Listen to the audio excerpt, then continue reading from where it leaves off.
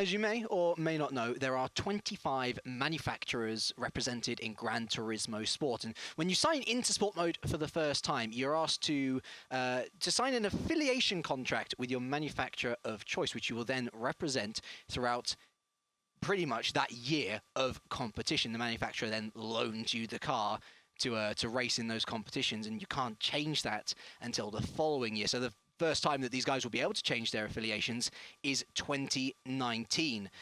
Jimmy, talk us through how the manufacturers are doing throughout 2018 and who we're going to see tonight. Sure thing, my pleasure. So here we are then, here are the first 8 rankings. As you can see, it's a Honda currently leading, with Oscaro Slent there, with a slim lead from our man, TRL Lightning in the Nissan, still racing in the Nissan as he did at the last race. Of course, he can't switch. RC Zocchi in the Dodge. TRL Fuvros, another Team Redline guy in the Nissan, with RC Afo in another Honda. Honda doing pretty well this season, it seems. With Matu in the lead, Ferrari 6th. McLaren 6th in that Chevy Corvette. We saw him in the last Superstar race in 7th position. And a Ruffle Waffle in the 3rd Honda. Good to note that he's actually the 3rd and final qualifier for Honda, given there are 3 in the top 8. Going down from 9th to 16th, we have our first Mercedes K25 with Oscaro Ugo in the Nissan 10th. Williams Kokia, of course, in the Renault Sport, as you'd probably imagine he would be in. With Oscaro Sky Pickman in the Lexus, first Lexus P12. TX3 Esquilla in a very similar position to Martin Grady in the Nations Cup. Although he's 13th in the Nissan, he doesn't quite currently qualify. He's not in the top 3. M. Thomas 95 in the Ferrari, with Yomas 24 in the Jag, and VP Beloff rounding out the top 16 in the Mazda. And to round off the top 24, we have TX3 Alanin. That's a very difficult name for me to say, apparently. In the Nissan, he's in 17th position. Good job, TX3. Oscaro Manson in the Citroen. Good to see some Citroens there in the top 24. And our first Porsche with JM Bria there. Derek in the VW. Oscaro Stefanzi in the Hyundai, with TRL Manu in the Nissan. The last Nissan in our top 24. Pumpunku representing Citroen in 23rd. And the last in our top 24, Oscaro Fab in the Lexus. So let's have a look at the circuit these guys are going to be driving at tonight. Of course, our top 24 Superstar Series. If that race is anything to go by, then this is going to be just as good. We are at the Autodromo Lago Maggiore. Very badly pronounced there. My Italian needs some work, I think, there, James. But anyway, the track very heavily inspired by the countryside of northern Italy. Now, we've seen this circuit many times over the course of our broadcasted races, and the highlight for me is that awesome T11. Very deep cambered corner. Great opportunity to pass there as well. But also another corner that gets note from me is T1 for overtaking, long straight into a sharp left-hander. And T5, not really an overtaking spot, but different lines through that corner could see you make up positions if you are brave enough to try them.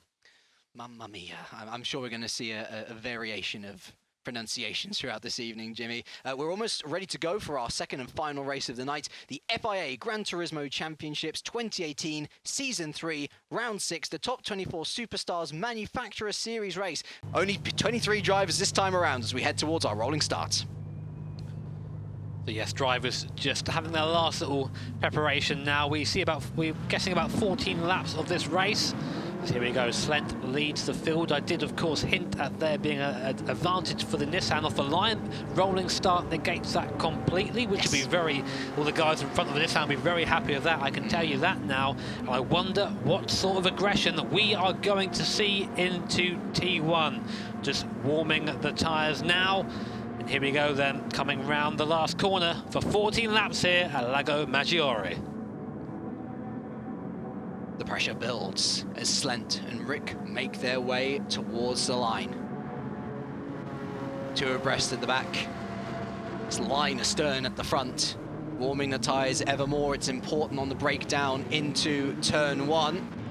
3, 2-1, and we're racing here in Italy. Slent off the line, he gets away well, he really catches Rick out, who's already under pressure from Zocchi88. It's toe, and look at Matu though in P4. The Ferrari throws it at the inside, not able to take advantage. Rick going very wide there, and into turn 2, Zocchi88 trying to muscle his way around the outside. Matu though in the Ferrari, he's going to muscle his way down the inside, but the nature of the circuit, it comes back in on itself once again. So Zocchi maintains that P3, Matu in P4. Slent though, you say he has a slither of the lead at the start, he's extending it. Hammer and tong, away he goes, a second already as we head down towards turn 5 here. Rick 918, he's been able to pull away ever so slightly from Zocchi, but being caught off the line there, not too much on Slent as of yet. Further back though, real dogfight here in the midfield as Atho makes his way through, as does Ewerby. I think he lost a position at the start there, so Kai 25 back into P10, and look at this, Yomas there as well, Adam in there, trying to find a little bit of slipstream, trying to find a little bit of room as we head onto this crucial straight down towards the hairpin. What great camera angles his on board with the F-Type of Yuma 74, following Kai in his AMG Mercedes down towards that awesome cambered right-hander. Here we go then in the slipstream. T11 coming up right now, downhill, hit the anchors, aim for the inside, not quite close enough for a passing opportunity. Just follow the guy in front of you for now. Nice, we are through up the hill now. Coming up, here is Alexi, in the Megane, the front-wheel drive Megane. Currently, I think the leading front-wheel drive car, doing a great job there. Zocchi falling back a little bit from Rick. A dream start, though, for Ascaro Slent. I say dream start, but he's picked up a penalty somewhere. Yeah, not the best start there, near enough perfect, but he'll be looking to extend that advantage even further. We are on board still with Alexini as he's looking to tuck up into the slipstream of Miura, going into the final corner now. And you can see Matu there taking a really tight line, perhaps a little bit too slow though. Miura looking to slingshot out of that corner. Zocchi88 in third, getting away even still. And looking at Matu now further back, there goes Miura. Is he going to throw it up the inside? He breaks late, but no, not close enough. These guys at the moment just bumper to bumper. If you had a long enough arm, you could reach out and just tap the other guy in the back and say, hello, I'm behind you, mate. Keep an eye on me. Viveros, though, doing well in that Nissan, which seems to be comparatively struggling around here with that four-wheel drive layout. You can see the Nissan also visually bigger than the other cars. It does weigh quite a bit. Has a lot of power, though, so on the straights it brings it back a little bit, but he's still under pressure. Well, actually, no, he's not under pressure. He's in a bit of a bubble at the moment. He's got about a tenth in front of him, and a second in front of him, and a second behind him right now. And now to add to the drama, Rick 918 BMX has also picked up a penalty, so not a clean start from the front of the field. Here is Matu in the Ferrari. You can push the limits, gents, but a couple going over that limit early on. And for Viveros, well, a suitably wide berth for the cruise liner in and amongst the speedboats. Great battle here for P4 though. Matu still holding on there. Miura and Alexini in close pursuit, and not really much for Alexini to worry about either, because Viveros is a second and a half back. He can focus all on attack, whilst Matu and Miura, on the other hand, they're looking at defence. No, Zocchi there with a slight mistake. He's allowed Matu to reel himself back in. One eye in the mirror, one eye on the road in front of you. That's how you have to do it, although, of course, you can find yourself sometimes being a little guilty of keeping too much of an eye on the mirror, and you make a mistake into T1. You might see some of these guys every now and then dive to the inside only to dive back again. The reason they do that is to say, hey, look at me, I'm in your mirrors, and then hope the guy in front misses the apex in front, and then it allows the chasing driver to gain a little bit of time. So close for this last section now. Seeing Matu in the Ferrari on the straight, looks like it's got a bit of grunt in the straight line. Both the Viper and the Ferrari pretty quick in the straight line. Of course, the Viper with that very distinctive V10, I'd say growl, but it's more like a grumble. It's not a high revving engine at all, but very fast in a straight line. Back to Tierra Viveros, another car that's fast in a straight line, that GTR. Like a grandfather retelling war stories, I like to say that one. A nice grumble. Viveros there, just trying to close up to Alexini, but it's no doing. Alexini, I'd wager to say he's actually the fastest of these four. The problem is finding an opportunity to get past, and the laps are coming thick and fast as well, Jimmy. Already lap 3 of 14.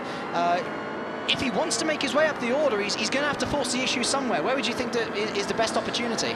Well, it does seem that the McGann isn't too quick in a straight line, so his best opportunity is probably in one of the tighter corners. You might have seen through T4 the different styles of handling for the rear-wheel drive and the front-wheel drive car. Rear-wheel drive car can carry a more consistent speed, where the front-wheel drive car has to stop, whack it on the apex, back on the throttle, much more of a stop and start style of cornering. It's so close right now. Here comes Alexi as Mura goes a little bit wide there, although Alexi's right on the back, so Alexoni's right on the back of him right now. Let's see what sort of grunt that Renault has in a straight line. No, it doesn't. Goodbye, says RC Mura in the 8.6, and he just plummets away from him down the hill, actually catching up a bit to the 4.58 in front of him. That must be very frustrating there for Alexoni in the McGann. The door was opened and was shut before he could even cross the street. A real frustration for Alexoni, and proving further why car choice is just so important. The McGanns have had their way at other circuits, don't get us wrong, but here at Lago Maggiore, maybe not the prime vehicle to be in. This is what I love about this series. I was talking to you about this before we came on the cast, is that you pick a car, you pick a manufacturer at the start of a season. That's it. Yeah. You are with that manufacturer as you would be in the real life. You don't chop and change the different cars to which is faster and which is slower. Though why you do that, I don't really know.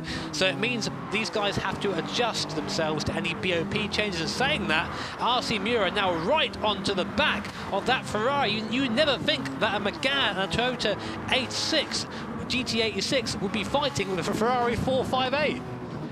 It's whimsical, but I absolutely love it as well. And a reminder, if you're saying, oh, do you mean they can never change? No, a reminder, 2019, they can change that affiliation, but they are stuck with this car for the rest of this FIA Gran Turismo Championship. Matu's still holding on to P4 then. One thing that we perhaps didn't pick up is there's a myriad of penalties down the further end of the grid, but in P7 there, Fuvaros, he's picked one up himself, and so for Alexoni, even more breathing space. It's not that he's under any pressure to attack the guys ahead of him, it's just the car isn't there to attack the guys ahead of him. Speaking of which, Slent, Rick, they're still out there, but they'll be mindful of those penalties. Zocchi 88, maybe the reverse situation awaits him from Le Mans. Just to go back to the point of the McGann maybe being a bit slow in a straight line, one possibility we didn't explore is it could be just fuel saving. Yeah. These guys have the ability to switch the mix of fuel in that car from the power to the lean. They have 6 different settings, so if you're whacking it on lean, saving a bit of fuel in the slipstream, you're going to have less engine power, you're going to be slower in a straight line, so that could actually explain what Alexoni is up to in that McGann, because look at him through the corner, he's right on the back there. These guys are separated by about a second, there's 3 of them. If you had a blanket, you could throw it over all of them, easy peasy. The pit stops may very well be where Alexoni finds a bit of time. Still this battle for P4. What a great graphic that is there. That's showing that they're covered by about 0.2 of a second at the moment. All 3 of them. Look at the different strengths and weaknesses. You see how close these guys can get to each other without touching. This is just how good these guys are. We have here a guy from Finland, a guy from France, a guy from Spain, sitting in their bedroom, their living room, wherever their wheel is, and they're all racing each other nose to tail with no contact. And saying that, no, Mura thinks better of it. Doesn't quite have a go at it just yet. Well, let Alexoni have a go. I think Alexoni is just happy to stay where he is right now. I think he's saving that little bit of fuel. I really do. There's no sending of the letters, is there? There's no one willing to stick their neck out and say, you know what? I'm going to plant myself on this apex. Thank you very much. Everyone just staying calm, and maybe as the pit stop phase approaches, might be smart.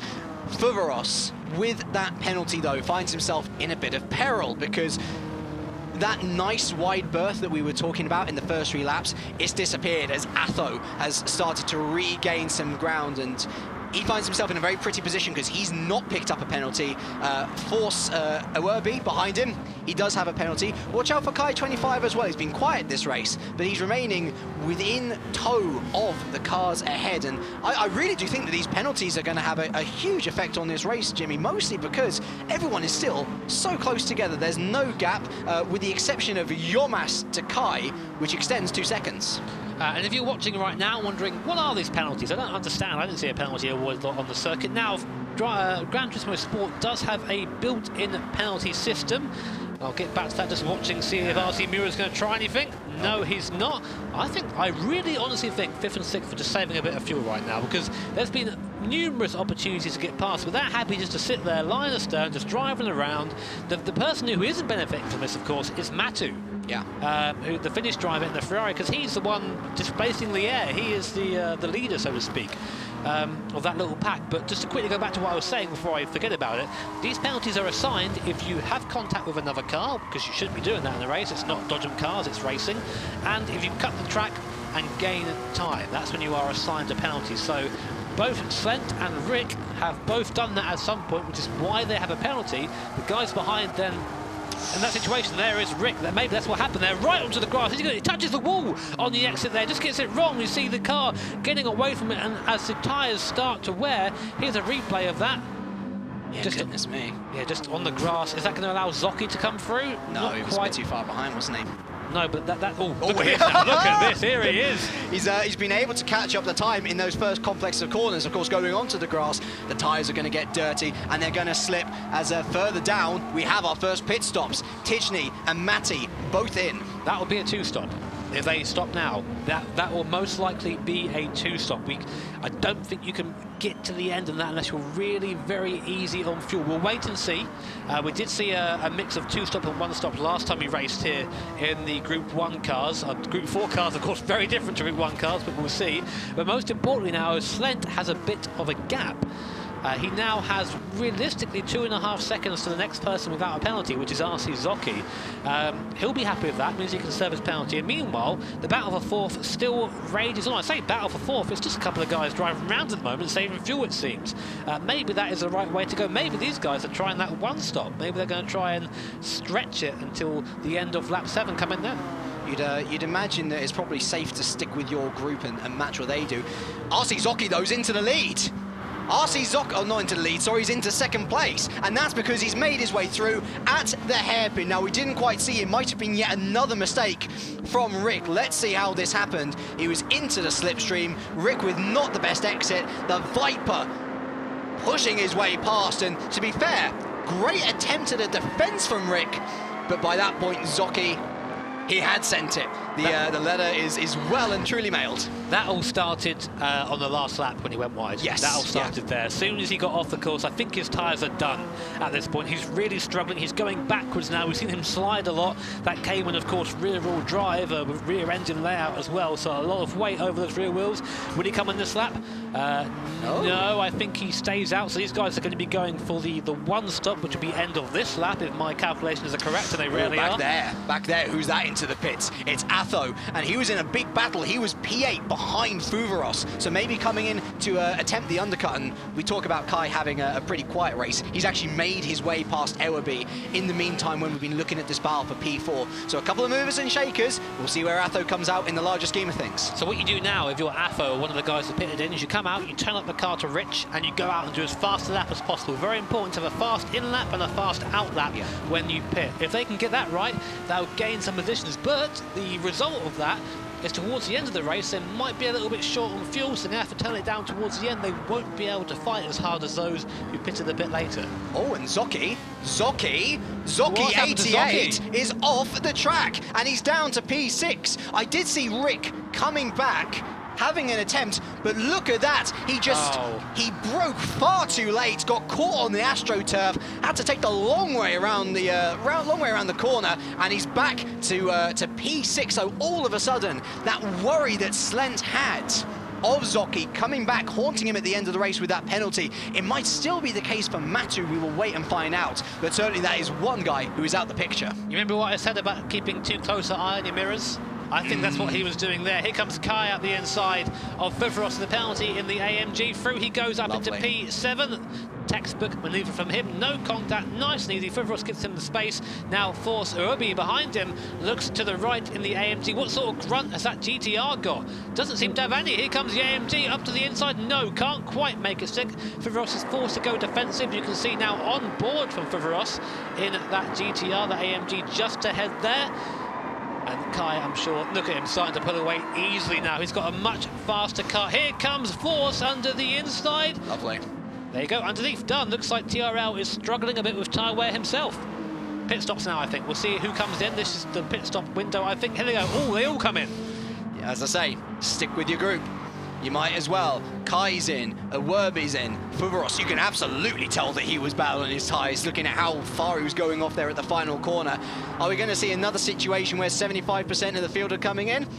I think we are. A lot of them getting very close as well, having to slow down. And now we see where Atho is going to come out in the grander scheme of things.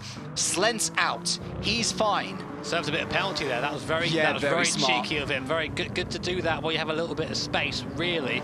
Now, of course, people coming in, new set of tyres, lots of fuel. So a decent size stop. So if you can have one stop, then that's very much preferable. Zocchi there is going to be ruining that mistake because Atho has gained a position. He's up to P6. Where has Fuveros come out even? Right now, he's down in P20. Wow, what happened to Fuveros? Did he serve his penalty, like straight away in the pits, just all of it? Possibly. Yeah, because he's not got it anymore. But still, that's not worth it. No. But look at this train of cars, though. We have here, what's this, P9 down to, I think, P14, I think it's 8 in there as well. Or so. P8 in there.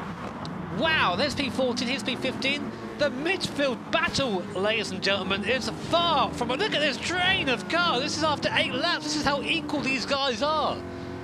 I'm just taking a peek up to the front as well, and Rick's really lost out in the pit stops as well, down to P4. So Alexei and Matu going up there to second and third, respectively. I'm really excited to see how that midfield battle turns out. But for Alexei now, he's got clean air. And he's going to want to push it as hard as he can in that Megane because he's got a chance at a race win here without necessarily performing an on-track overtake. On board with Rick, though. Lost out there at the pit stops, but he's eager to take that P3 back. He not only needs to get past Matu, though, he needs to get past Matu and then some because he's still got that penalty to serve. Here it is looking back then from the rear spoiler of the Ferrari 458. You could eat a full meal off the back of that. Big old table wing. I love to see those on the GT4 cars. Here comes Rick there. Not quite the same amount of downforce at the rear of that car there. That will be balanced maybe with more power or more mechanical grip here going back to the midfield battle. Tidgney there in the Peugeot looks a little bit out of place compared to that great looking Group 4 concept car by Citroën there. Of a Lancer in the background. There's an overtaking. Rick didn't look to the inside of Matthew, wasn't quite close enough. Will he have a look at T1? No, not quite. Thinking better of it. That allows RC Murado to come back. And just like that, we have a battle for third. He's dragging his teammate as well. Oh my goodness, a real snap there on exit. Mura managing to gather that one up for now. But yeah, Slent, his lead remains at 1.7 seconds. We really need to go back, I think, to P10 because Tidgney, he was right at the back. And it perhaps explains this pace differential. He's got a penalty as well. He's really backing up the pack behind him. Manson looking every which way to try and make his way past Matty. Kai in there as well, so Kai's fallen from the top 10 down to 13th. M. Thomas also with a penalty. Yomas in there as well. Manson almost pushing Tidgney around this circuit. And has he got him on exit here? He's had a really good exit himself. It's going to be the wrong side. It's the left-hander coming now. The hashtag Tidgney train under full force at the moment. He keeps the inside line. If anything I've seen from Martin Grady is that he is a pro at defending. Looks like here comes the outside. Did he stay within the track limits, though? He went very wide there. Martin Grady still there on the left. Drag race now down to T11. Who's going to win it? We have we have Ascaro Mats on the inside. Tidgney is being steamrolled. Here they all come up the inside. Into the hairpin we go. Kai looking to take advantage from P13 around the outside of the hairpin. It's not going to work. He doesn't have the overspeed. He goes onto the gravel. Manson remains there. M. Thomas ahead of Tidgney. He lost 3 positions there in the case of 3 corners. Yomas, Matty, they lost a couple of positions as well as Manson and Kai. They continue this battle. I know Rick has re-overtaken Matu, but remember, Rick still has a penalty, so we'll stick with this battle with Manson. For Rick, it's all about extending the gap now. Kai, though, this is a position on track. Manson without a penalty heading through this final section. Now we're going to go on board with the Frenchman Yomas in that Jaguar F-Type. Penalties galore ahead of him, but if he wants to fight for that top 10 battle, he needs to get past both, Jimmy. I can't help but smile. This is a fantastic race. Look how close all these guys are. Here comes Yomas there in the F-Type Jag. Here comes right into the 6th room now, looks to the inside. Will he go late on the brakes and try and get past? He does do.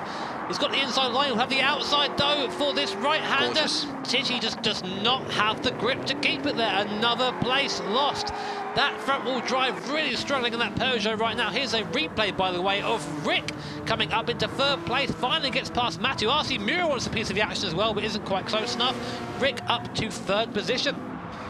Really nice move there, and once again, you talk about Jimmy's top tips. I think you've got it pretty nailed on there. That hairpin, even though it's banked, a big source of entertainment, a big source of overtaking for these drivers. Looking now to Yomas here in P13. He's disposed of one of the drivers with a penalty ahead of him. Next on his hit list will be M. Thomas 95, although Miura has made his way past Matu. In the meantime, not only that, but now he's got the RC boys of Atho and Zocchi 88 in his rearview mirrors. There we go, goes defensive, Matu goes to the inside, takes the slipstream of the GT86 in front. What will Atho do? He stays inside. Will he try and come late on the brakes down to the banked right hand? Diego dives up the inside. Will he keep it on track? Yes, he does. Matu very polite. Here comes Zocchi, puts a nose in the background. Not quite close enough. Calm down, lads. Get a bit out of breath here. Calm down. I say more, give me more. Brilliant move there from Atho. Gaining, must have been like 7/10, I want to say, under the braking. Super brave, super rewarding. He is up to P5, and now he's got his teammate up ahead of him, Miura, P4, who's losing time though to Rick, who, remember, has that penalty. He needs to do more, I feel, to maintain that podium position. Going back now to Zocchi 88. Not the race he would have hoped for. He started inside the top 5. He's down to P7, and he's got the flying Finn Matu up ahead of him now. They're separated by 9 in terms of their respective numbers. On track, they're separated by 4/10. You can see that the 5 are really late on the brakes. I don't know whether Matu was braking a little bit early, but Zocchi 88 with some defensive maneuvers, as further back we see 2 stoppers coming in. Unfortunately for Tijani and Jamie, they're 2 of them. Yeah, bad strategy. I'm afraid 1 stop was the way to go around here, definitely. I think that Matu 79, just to return to the front of the field, is struggling on tyres a bit. He just seems to be going backwards at the moment, and RC Zocchi can smell blood in the water. So we'll keep an eye on that. He's overtaking the spot coming down to T11. Seems to be the hot one in this race. You get a bit of a run on the S's, a little bit of a slipstream through there, then you can just send it up the inside if you can make it work. Of course, let's take a look at it. So here is Matu 79 in that Ferrari. RC Zocchi getting ever closer in that very interesting livery he's got on there. Blue and mustard yellow. I'm not quite sure if I like it myself, but here it is, touching the curbs. Not quite close enough. Let's see what this Viper has in a straight line. V10 engine out of a truck, they say, back in the olden days. Not quite the same now in the slipstream. He isn't going to quite be close enough as he fancies himself on the brakes. I don't think he will do. Probably stay line astern, but look how much he gained through there, James. Isn't it a straight line? He does have a look. Wow! From miles back, Matu. I don't know. That was a little bit cheeky from Zocchi. I think a little bit too far back. He might end up with a penalty there. Warning shot. Well and truly fired. The smoke is still billowing out from the chamber. Matu 79 survives for now, and you can actually see that it's kind of hurt Zocchi a lot more than it was going to benefit him. He's had to lose a bit of time to Matu. I don't think there is a penalty picked up there. It was only a slight tap on the rear. If Matu had gone round, I'd absolutely agree with you, Jimmy, but in this particular case, he gets away with it now. For now, does the Brit. Behind him, Ewerby, Derek, Manson, they're going to be looking for, you know, maybe a bit of trouble ahead to capitalise on. We haven't talked about him too much during the race, though. Slent remains in first position, and he's continued to extend that gap. It's up to 2.7 seconds now. The question is, Jimmy, is it enough? Because Alexei 94, he's ready to pounce. I'll respond to you saying we haven't spoken about him much by saying it's good to have an anonymous race. If you're leading and you're not being spoken about, great, fantastic. Yeah. It's a race you want as a driver. I have seen the gap fluctuate. I've seen it as low as 1.7 seconds, as high as 2.5 where it is now. 2.5 seconds to me is right on the limit of what is going to be okay at the end of the race. Now, to explain this, because Slent has a penalty, he's going to need to slow down at some point and give up the time he's gained through cutting corners or going a bit wider at a corner. And usually we see a strategy for the drivers is to do that on the last lap just before crossing the finish line. And if you have a car close to you behind you, then of course that is a position lost. So right now, Slent is just trying to get as big of a gap as possible to Alexei back in second place in the Megane. There he is. Within sight? Is he within striking distance? We have 2.5 laps to find out. It's a further 4 seconds back then to Rick, who remains under a lot of pressure, actually, it must be said. Not only has he got that penalty, but he now has the Toyota GT86 of Miura right behind him. Atho keeping close pursuit as well. They're keeping Rick honest, and I think, unfortunately for Rick, that podium is long gone.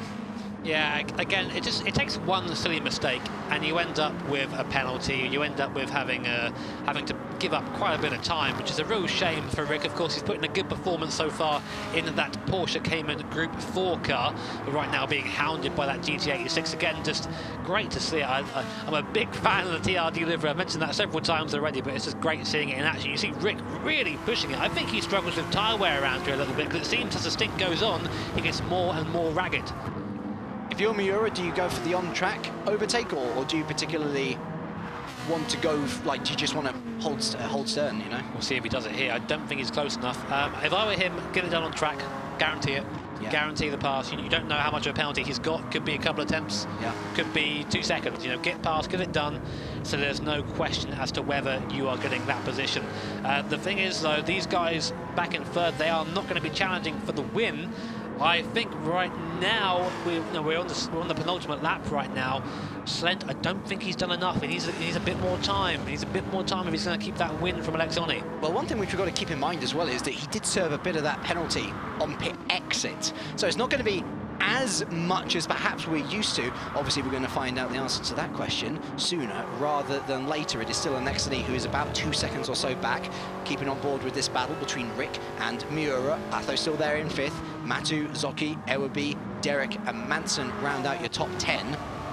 And here is Alexoni now. He's gaining slightly. He is gaining slightly, isn't he? And I do wonder whether he's been saving tyres just a little bit to maybe take advantage of Slent, who will have wanted to burn through those tyres to gain as much of an advantage. Interesting to see that the NSX is faster in a straight line and still than that Megane, so it must be a car difference there. The Megane a bit quicker in the corners, not quite as fast in the straights, lose out there. RC Miura fallen back a little bit from Rick here. And here is RC Zocchi, of course, still ruining his mistake from earlier on in the race where he went wide at T5, lost a couple of positions.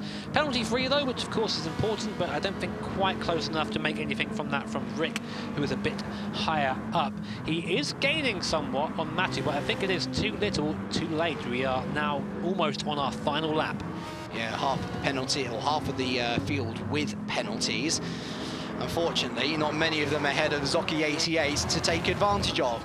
We're going to go on board with Atho here as he looks ahead to Miura, a little bit slidey through that third to last corner, just looking ahead to his teammate. And I do get the impression that the Frenchman ahead, Miura, is going to just hold station. There's no need to put the car at risk as we head onto the final lap here.